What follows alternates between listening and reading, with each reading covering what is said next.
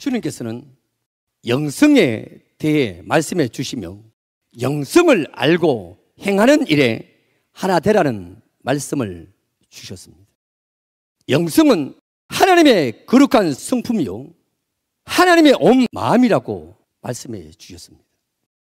하나님의 거룩한 성품이라고 하시는 것은 명하시는 성부 하나님의 말씀과 시행하시는 성자 하나님의 상과 심판하시는 성령 하나님의 일이 하나 되는 것이라고 하셨습니다. 하나님의 온 마음은 오직 영혼 사랑이요 영혼 구원을 이루는 것이라고 하셨습니다. 첫 번째, 더러운 말.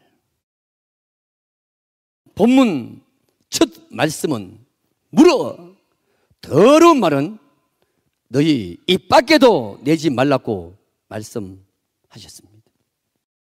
더럽다고 하는 것은 거짓된 것이요 변질된 것이요 썩은 것입니다.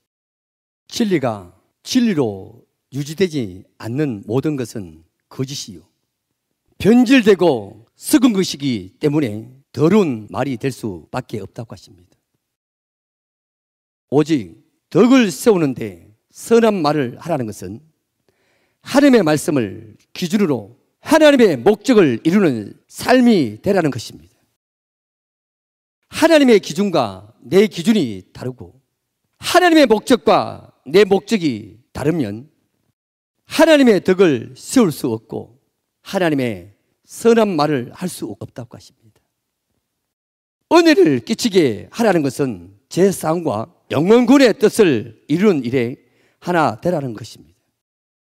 우리는 누구도 제 싸움도 영원 구원도 줄 수 없음을 인정한다면 우리를 통해 일하시고 행하시는 주인은 오직 하나님의 되심을 인정하는 자가 되라고 하십니다. 두 번째, 구속의 날까지. 주님께서 오늘 제게 말씀해 주시는 영성의 완성은 구속의 날까지 인치심을 받는 자가 되는 것이라고 하십니다.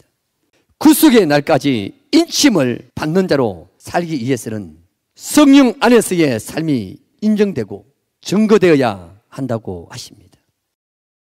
하나님의 성령이 근심하는 것은 이 땅에서 되어져 가는 일을 두고 근심하신 것이 아니라 내 영이 구속의 날에 인치심을 받는 자가 될까를 두고 근심하신다고 합니다.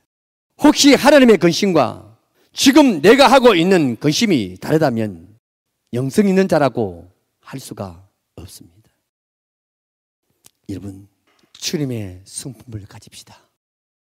주님의 성품은요, 영원 사랑이더라고요. 이것 때문에 오셨어요.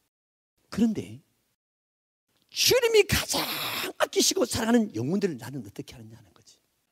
내 마음에 들지 않는다고 그 영혼을 상처를 주고 아픔을 주고 판단하고 정죄하지 않느냐 말이지. 우리 이제 바뀝시다. 살립시다. 살려야지요. 살려야지요.